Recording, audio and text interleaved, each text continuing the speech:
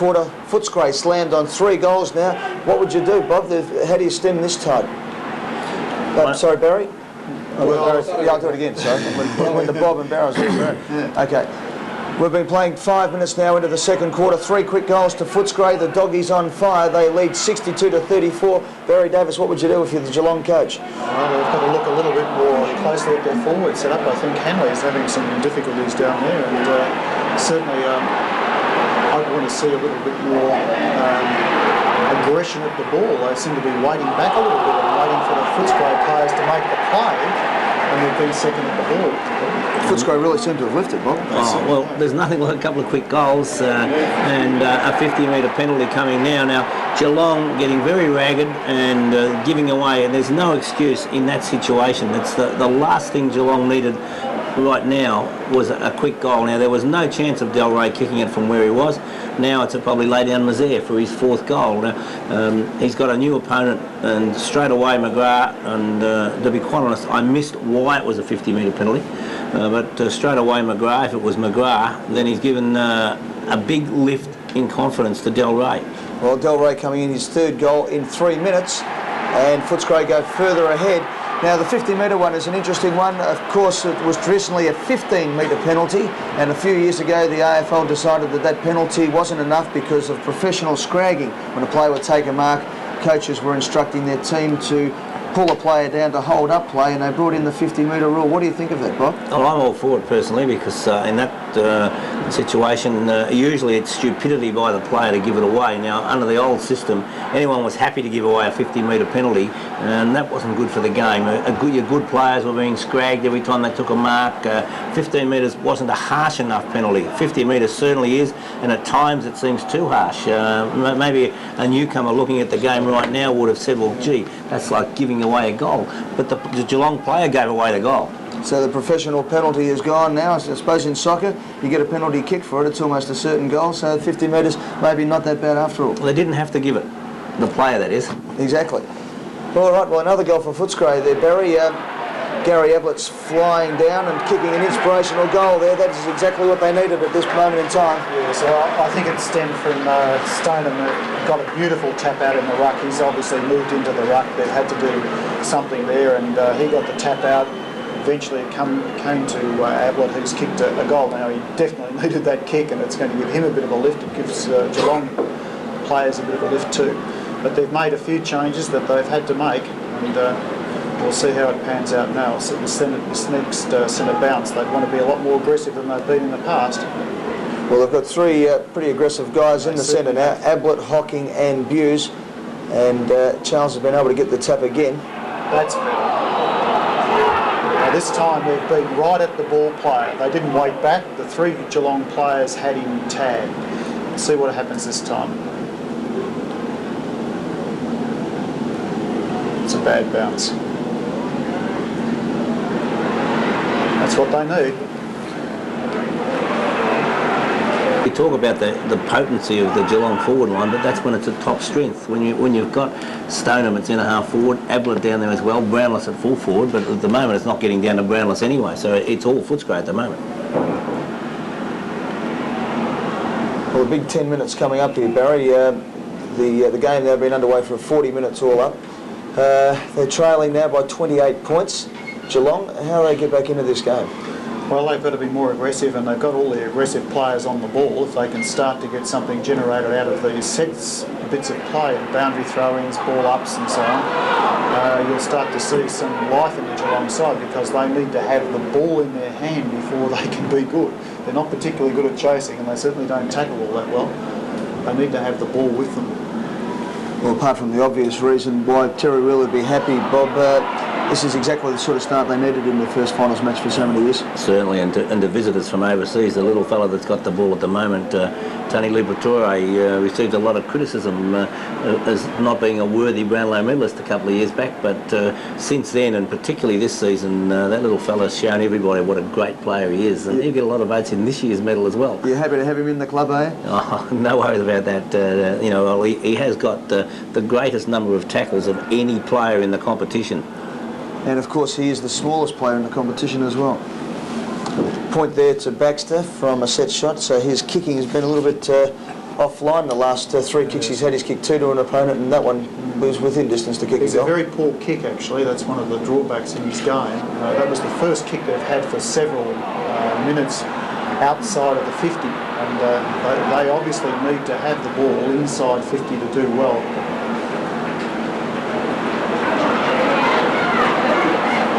Now, Ken Hinkley running his way out of defence there, and one of the real prime moves for Geelong, but a very quiet player so far today. Now, they brought in a couple. We saw in yesterday's game, Collingwood versus St Kilda, that injuries ended up decimating Collingwood. Today, Geelong have brought in 2 players who have been out with injuries, Scott and Ablett. Ablett's had a little bit of effect on the game. Scott has been unsighted. How important, or what's the difference when bringing in an injured player or a suspect player when it comes to finals football? Well, it depends on the player's mental makeup. Some players can play with injuries. Some if they've got a sore finger, it's no good putting them out there. It's up to the coach to know his players and how they go about it. But certainly, Scott, I don't think is the right type of player to really run hard at the ball under all circumstances. Ablett, well, there's no doubt you would have taken the gamble with Gary Ablett. Anybody watching this one for the first moment, there's still plenty of time for Gary Ablett to maybe show a little bit of his magic.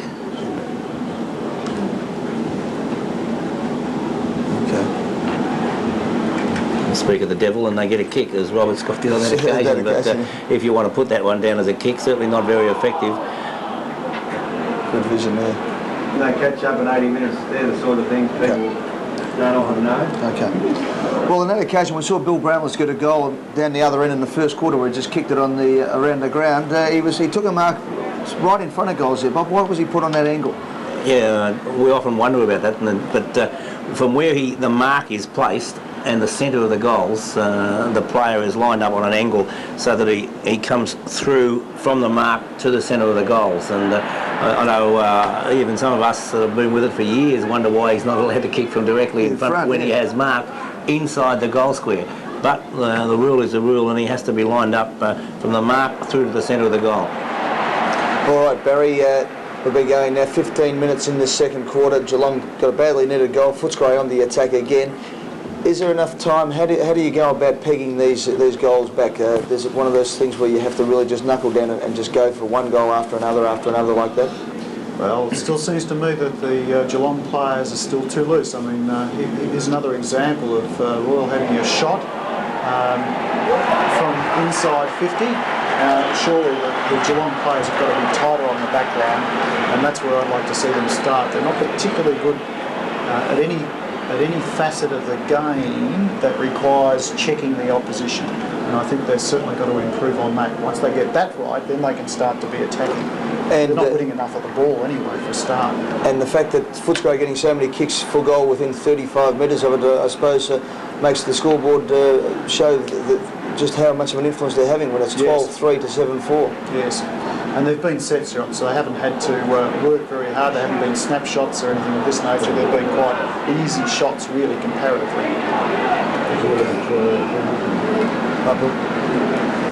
Well, they are. You can see them by the way they're walking. Now, you say that, Barry. What about when you're the opposition? Can you actually feel that a side is down? You can sense it. It's body language, you know.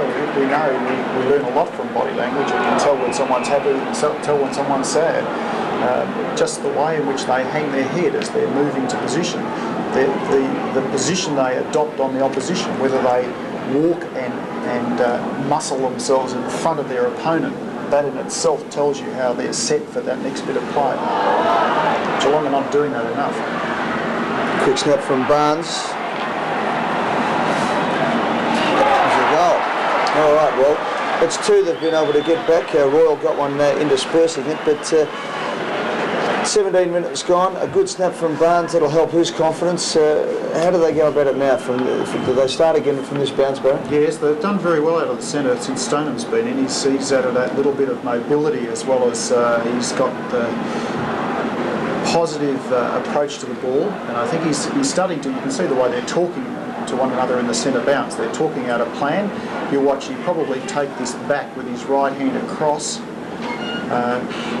if he gets a decent lead. But he has, and he's dropped it in exactly the spot that he'd indicated, yet Liberatore read it beautifully.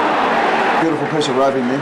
It was magnificent to see him at full pace when he takes the ball, and there was absolutely no chance of anybody stopping Liberatore there. But again, there was no way that Geelong were going to cover him. He just had a clear run through. There was no man at all in position on the defensive side. Now that was a key ball up there. Geelong had got the goal to get back to within 23 points. It was very important that somebody ran through. Now the Geelong players all stood back waiting for the tap. Liberatore made the play, and Footscray got the resulting goal.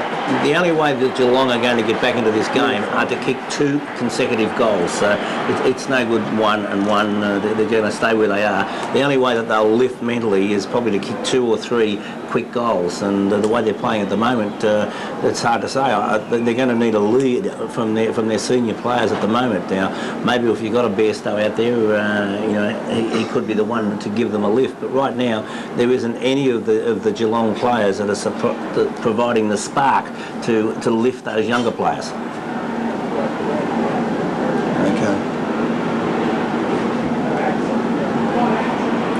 Okay. Well, you were saying before, Bob, that Geelong needed a spark. Do you think that could be it? I also said that there might have been time for newcomers to see a touch of the Gary Ablett magic, and for a right footer to kick a left foot goal like that, all we need now is one of those Ablett marks, and they'll really see what it's like. But certainly that's just the sort of thing. But what they need now, they need to kick the next goal. So it's a very important ball up there for Geelong. They're starting to come to light again now, aren't they? With Stoneham up there, getting the ball out of the centre, Barry. We noted that Stoneham's had a marked influence on the game. He did that beautifully again. Very undisciplined play by Bernard Tui, though. Not only did he push a player away that he shouldn't have done, but he forgot about his man. And his man was Ablett, and Ablett's kicked this left foot goal that he shouldn't have been able to kick. And that's going to turn the game, I think, if you allow those sorts of things to creep in. It becomes like a disease that filters through. That was a pity that they didn't score that, Geelong. That would have really brought them to life, I think, that last goal. Finals games, class comes into it, doesn't it? It really takes over. They can make the big difference. We saw Ablett kicking that goal. It was something that not many other players out in the ground would have been able to do. No, there's very few players with the skill of an Ablett, but we noticed that the tempo of the game has slowed down a little bit now. That nervous energy early in the situation where there were a few more mistakes made and it was just pace. Now the whole tempo has just dropped back a bit.